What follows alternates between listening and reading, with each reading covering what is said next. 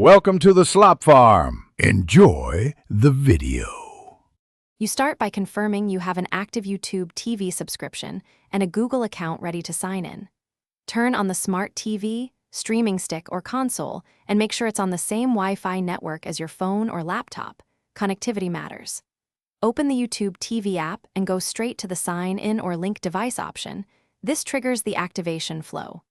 Once the app displays a code or prompts, pause here before moving to the next device. On your phone or computer, open YouTube TV and choose the option to link a device or sign in on another screen. This is where you enter the activation code.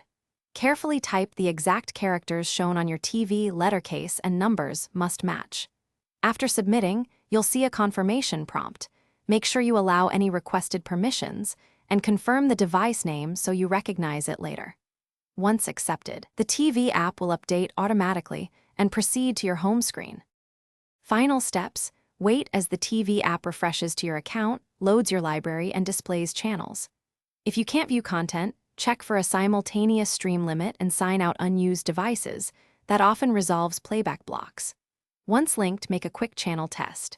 If something still goes wrong, restart the TV and router, confirm both devices are on the same Wi-Fi, and request a new activation code.